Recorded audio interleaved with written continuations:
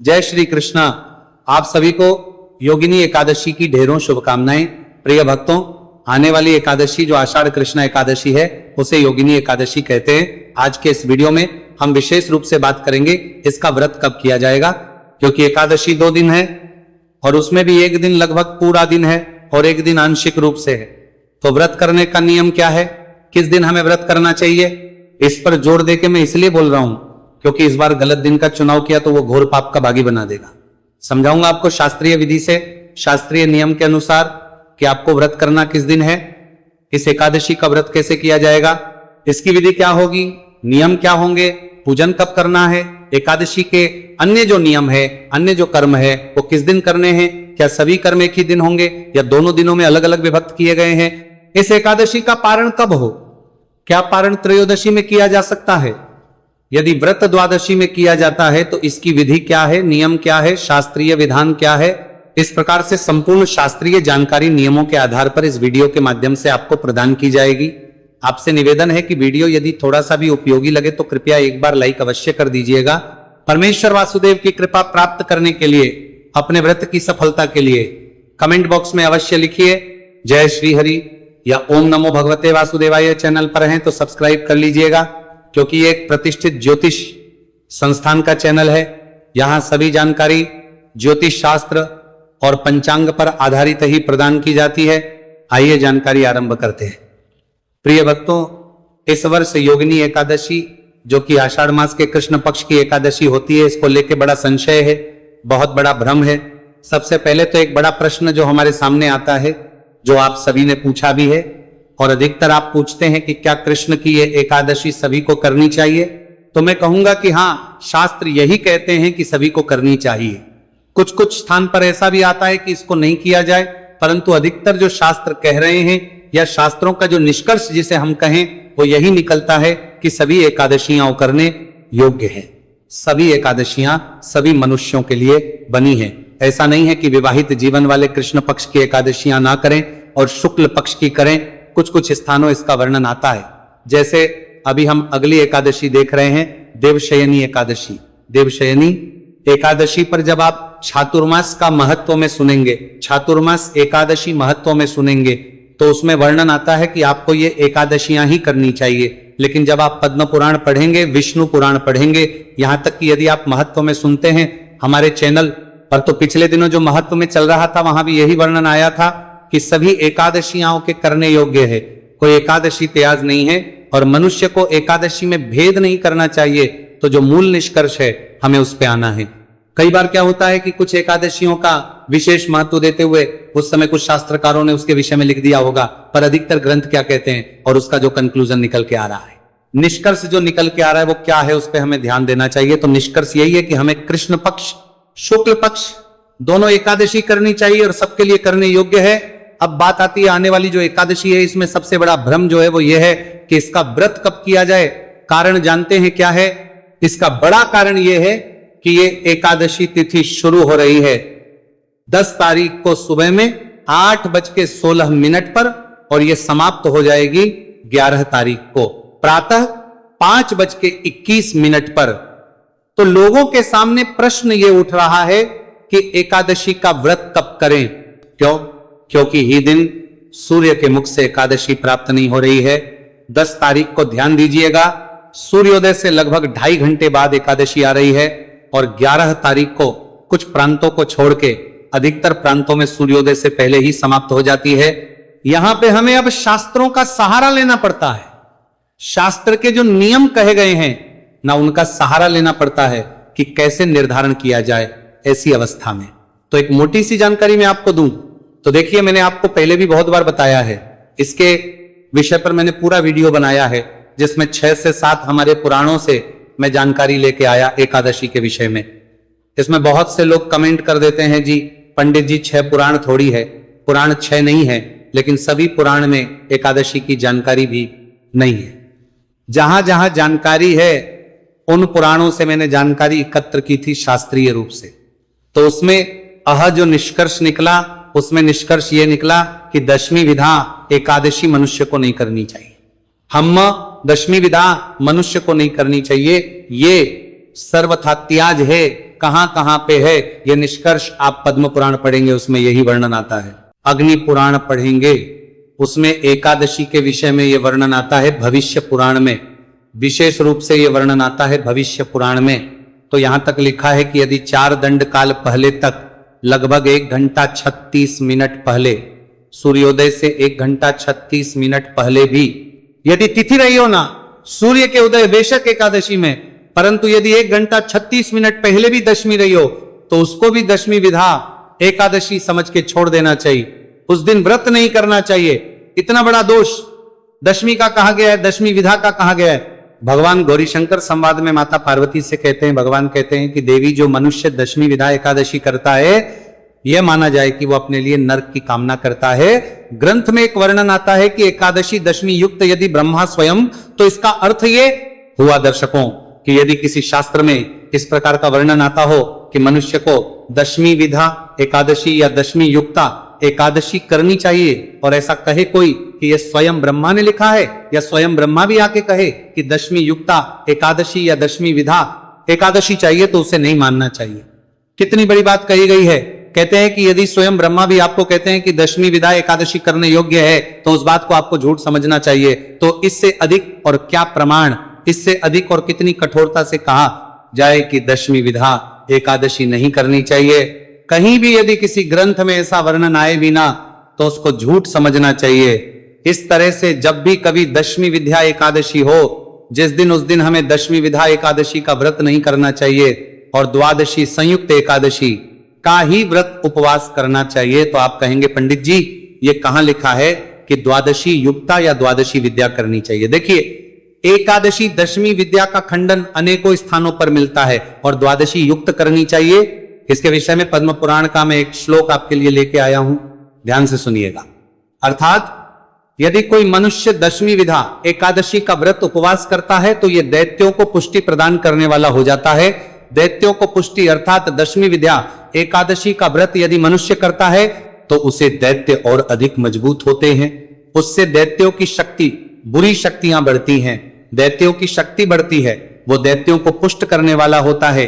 तो इसीलिए यत्न पूर्वक इस एकादशी का त्याग करना चाहिए। हे पितामह, यही सत्य है, सत्य है, सत्य है। द्वादशी संयुक्त श्रेष्ठा दशी युक्ता, एकादशी ही सदा श्रेष्ठ है व्रत करने के लिए, यह सत्य है। तो प्रिय भक्तों, आपने जान लिया कि दशमी विधा नहीं करनी चाहिए, द्वादशी संयुक्ता ही सर्वश्रेष्ठ है व्रत करने के लिए। अब इस एकादशी का व्रत कब करना है? आप ये कहेंगे पंडित जी ये तो बताएं। तो देखिए, एकादशी कब शुरू हो रही है? 8:16 पे, 8:16 पे सूर्योदय से लगभग 2.5 घंटे बाद, अर्थात दशमी विधा एकादशी है 10 तारीख को, 11 जुलाई को, ये 5:21 पे पूर्ण हो रही है। इसीलिए इसे द्वादशी कहा जाएगा। तो व्रत आपको करना चाहिए 11 जुलाई को, 11 जुलाई को ही व्रत करना सर्वथा उचित है, उचित है, उचित है। अब यहां पर एक और जो लोगों के कुछ कमेंट आएंगे, क्योंकि हमारे दर्शक तो पूरी दुनिया में ही हैं, अलग अलग पंचांग वहां पे अलग अलग स्थानों पर चलते हैं। हमारे भारतवर्ष में ही काशी से कुछ प्रकाशित पंचांग हैं जो हमारे सामने हमारे दर्शकों ने भेजे हैं।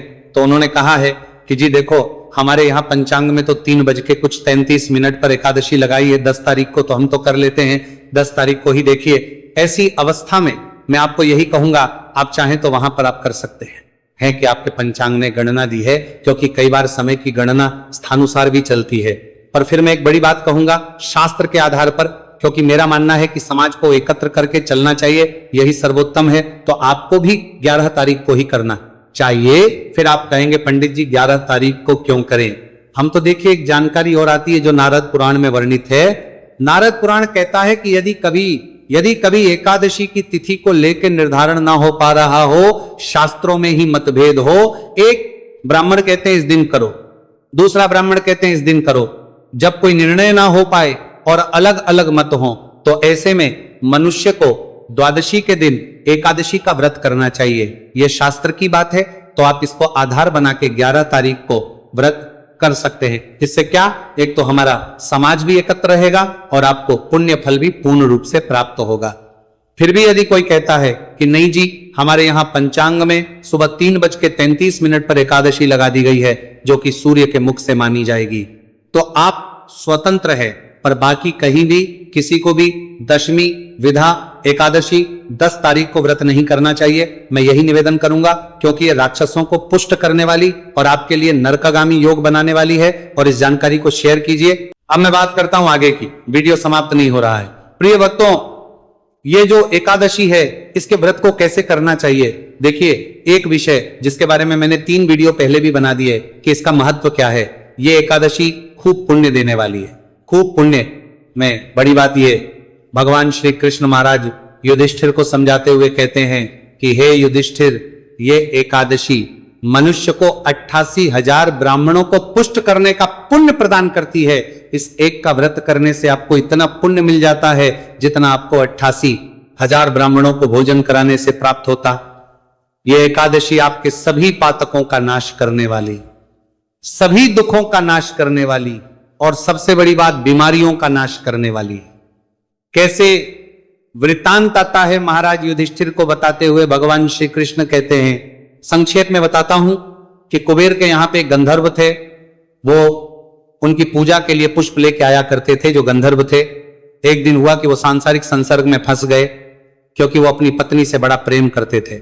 अब वो कामातुर हो गए, गए तो थे पूजा के लिए पुष्प लेने, लेकिन वो पुष्प लेके रास्ते में रुक गए, अपने घर पर रुक गए और अपनी भार्या के साथ प्रेम संसर्ग करने लगे। इससे उन्हें विलंब हो गया, वे भूल गए कि उन्हें पूजा के लिए फूल भी लेके जाने थे और बहुत देर हो गई। इधर कुबेर जो है प्रतीक्षा करते रहे, पूजा का समय निकल गया। जब उनको बुलाया गया, वो सामने आए तो कुबेर को अत्यंत क्रोध आया कि दुष्ट, तेरे कारण मेरी पूजा छूट गई। तू पूजा के बीच में संसर्ग कर्म करता है, तू धूर्त है, तूने घोर अपराध किया है। जा, मैं तुझे श्राप देता हूं कि तुझे अभी कोढ़ फूट जाएगा, तू पृथ्वी पर जाएगा और अपनी भार्या से अलग हो जाएगा। इस श्राप के कारण वह अपनी धर्म पत्नी से अलग हो गया और पृथ्वी पर कोढ़ी बन के प्रकट हुआ। कोढ़ बड़ा भयंकर, सदा दर्द वाला। तो इस एकादशी का व्रत किसी चष्यी के द्वारा उनको बताया गया। फिर उन्होंने इस एकादशी का व्रत किया, जिसके प्रभाव से उनका कोढ़ दूर हो गया और वह जो उनको श्राप लगा था वह भी इस एकादशी के करने से दूर हो गया। तो ये बड़े बड़े श्रापों को दूर करना देती है, बड़ी बड़ी बीमारियों को दूर कर देती है। इसीलिए प्रत्येक मनुष्य को ये एकादशी करनी चाहिए। अब मैं इसकी विधि संक्षेप में बताता हूं। देखिए, एकादशी के जो व्रत के नियम है ना, वो दशमी तिथि से आरंभ होते हैं। प्रमुख रूप से दशमी तिथि को संभव है तो एक वक्त का आहार लीजिए। अन्न आहार एक ही बार लेना चाहिए, दोपहर के बाद नहीं चाहिए, ऐसा वर्णन आता है लहसुन पे। आजादी का त्याग कर दीजिए। जो लोग मांस मदिरा का सेवन करते हैं, एकादशी भी करते हैं, तो वो दशमी तिथि को ही इसका त्याग कर दें। दशमी तिथि को मनुष्य को ब्रह्मचर्य धारण कर लेना चाहिए। जो भी माताएं बहनें बाल धोती हैं तो द्वादशी और एकादशी को बाल नहीं धोए जाते हैं। आप दशमी तिथि को ही धो लीजिएगा।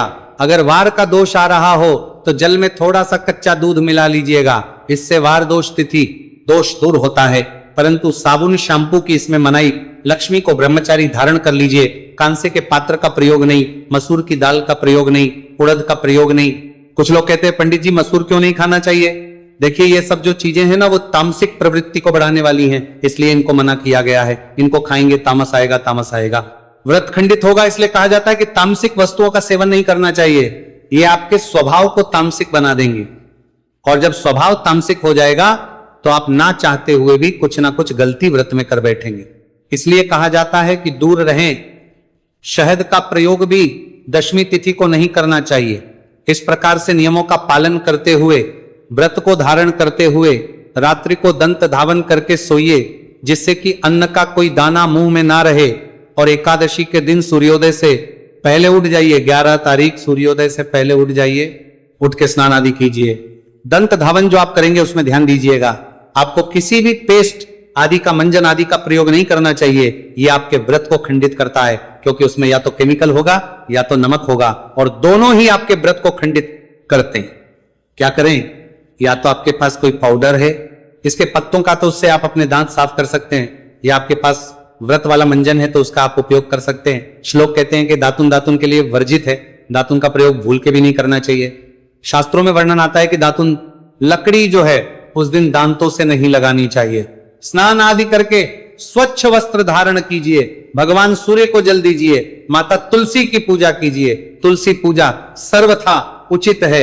एकादशी के दिन द्वादशी को मना है, उसका कारण यह है कि अगर गलती से तुलसी टूट जाए तो घोर पाप है द्वादशी को, इसीलिए द्वादशी को पूजा वर्जित कहा गया है। एकादशी को आप तुलसी पूजन करें, जल भी दें, दीपदान भी करें। हाँ, एकादशी को भी तुलसी पत्ता नहीं तोड़ना है। इसके बाद संकल्प करते हुए भगवान नारायण का पूजन करेंगे। संकल्प कैसे करना है और पूजन कैसे करना है, देखिए पूजन की पूरी जानकारी के लिए तो मैं वीडियो अपलोड कर ही दूंगा, संक्षेप में मैं यहां बता देता हूं। सबसे पहले पूजा के लिए चौकी लगाइए, चौकी पर वस्त्र बिछाइए, उस भगवान की प्रतिमा तस्वीर को स्थापित कीजिए, स्थान का शुद्धिकरण कीजिए, जल छींटी देके एक लोटा लीजिए, तांबे का उसमें पहले थोड़ा गंगा जल भरिए, फिर शुद्ध जल भरिए, उसके बाद जल छींटी देकर स्थान को और सामग्री को शुद्ध कीजिए, भगवान की स्थापना कीजिए, उनके सामने घी का दिया रखिए, सीधे हाथ की ओर उसके विपरीत दिशा में धूप रखिए, स्थापना करके जलाजमिनी करेंगे, अपने आप को मौली बांधेंगे, तिलक करेंगे, तदोपरांत दीप प्रज्वलन करेंगे, धूप और धूप दीप जलाने के बाद व्रत पूजन का संकल्प करेंगे। संकल्प करने के लिए सीधे हाथ पर जल लीजिए, पुष्प लीजिए, 1 रुपए का सिक्का दक्षिणा के रूप में कम से कम रखिए, अधिक जो भी रखना चाहे वह रख सकते हैं। 3 बार बोलिए ओम श्री विष्णु, ओम श्री विष्णु, ओम श्री विष्णु। अपना नाम, गोत्र, जिस स्थान पर बैठकर संकल्प कर रहे हैं वहां का मकान नंबर, क्षेत्र का नाम, शहर का नाम, आषाढ़ मार्च कृष्ण पक्षी, एकादशी पुण्यतिथि हो, आयु आरोग्यता प्राप्त्यार्थ, सुख संपत्ति प्राप्त, भगवान नारायण श्री विष्णु, और यह संकल्प भगवान के चरणों में अर्पित कर दीजिए। संकल्प करने के बाद भगवान की पूजा कीजिए, भगवान को आजमनी कराइए, स्नान कराइए, पंचामृत से स्नान कराइए, वस्त्र अर्पित कीजिए, इत्र अर्पित कीजिए, धूप दीप दिखाइए, तिलक आदि कीजिए, धूप दीप दिखा के पुष्प आदि अर्पित कीजिए, आजमनी कराइए, करा के तांबूल अर्पित करेंगे।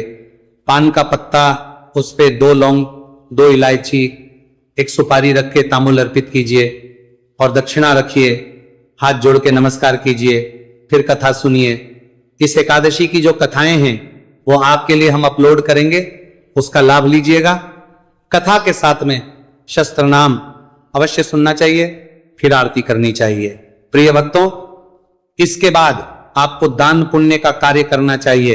एकादशी का दिन दान के लिए खूब उत्तम है और द्वादशी को तो व्रत खोलना ही नहीं चाहिए। बिना दान किए इस दिन अन्न का दान करने से बचना चाहिए। धन दान करें, फल दान करें, वस्त्र दान करें, गरीबों की के लिए कुछ वस्तुएं प्रदान करें, चींटियों को आटा डालें, पशुओं को, गाय माता को चारा खिलाएं। इस प्रकार से सत्कर्म करते हुए दिन को व्यतीत कीजिए। सायंकाल को कीर्तन, रात्रि काल को जागरण और अगले दिन व्रत का पारण किया जाता है। पारण की पूरी अलग से पूजा विधि होती है, उसको मैं आपको विस्तार से समझा दूंगा अलग वीडियो में। पूजन आदि करके, दान दक्षिणा आदि देके उसके बाद आपको व्रत खोलना चाहिए। अब प्रश्न उठता है कि इसका पारण कब होगा, तो देखिए व्रत 11 तारीख को करना है, इसका पारण आप 12 तारीख को करेंगे। त्रयोदशी में पारण करने में कोई दोष नहीं है, शास्त्र सम्मत है। शास्त्र कहते हैं कि आप त्रयोदशी में व्रत का पारण कर सकते हैं। तो पारण के लिए शुभ समय रहेगा 12 तारीख को सुबह 5:33 से और 8:16 तक। ये थी जानकारी। एकादशी के विषय में जानकारी थोड़ी भी अच्छी लगे तो लाइक अवश्य कीजिए, जितना हो सके शेयर कीजिए, जिससे कि अधिक से अधिक लोग इसका लाभ ले सकें। भगवान नारायण सब पर कृपा करें। हरे कृष्ण।